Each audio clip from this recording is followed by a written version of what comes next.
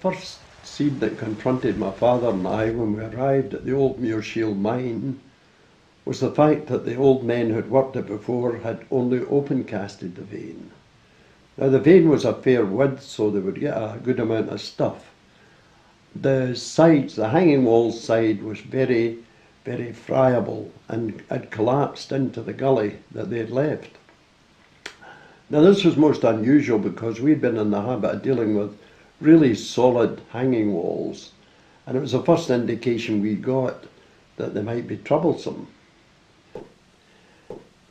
Now the idea in Barytes mining is that you sink on the angle of the vein, which is usually about 30 degrees off the vertical. This of course commits you to a skip wind, whereas if you went down vertically you could put in a cage, which would be handy for men as well. So what it meant was that the further down you went, the further up the men had to climb up ladders because they were not allowed to travel in the skip. Now the skip wind was of course like that, and it went on two guides. The men had to climb up ladders from down the shaft, and these had to be offset every 12 feet. Now the drill was that you went along here and then you took out a cut of Barytes and you put it down onto here,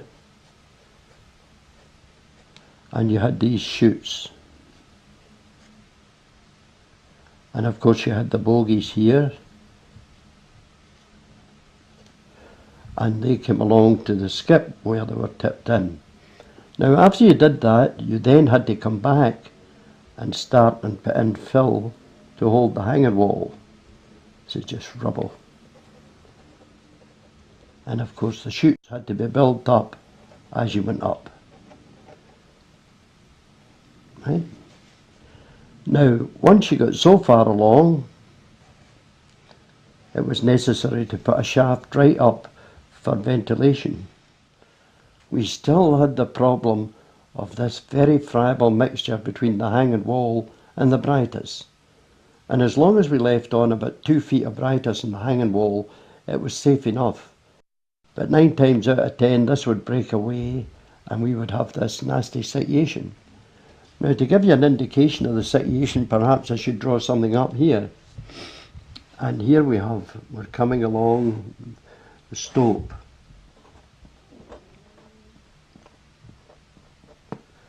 And this is the hanging wall. And this is where the nasty stuff was, in between there and the real hanging wall. And the minute you broke through that, it eroded up and it left the seam of Barytes lying exposed like that, ready to come down. So it was essential to keep the fill up.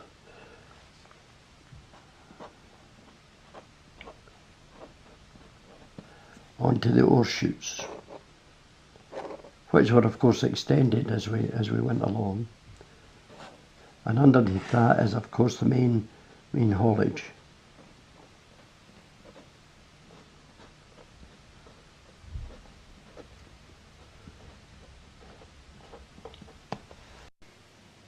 The strange thing about this vein was that there were inside it what we called water pockets, were simply full of big lumps of Barytes.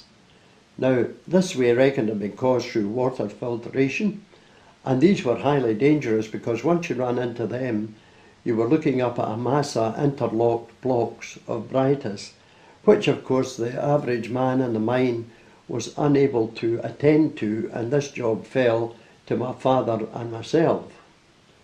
And we took these down at great risk, I may say, and however, we managed to do it, but there was also a big danger there of about a 2-inch layer of very brown soft clay, and this held the Barytes in a suction effect, and without any warning at all it would suddenly release as the weight of Barytes overcame the suction, and this just came down with a real old clatter.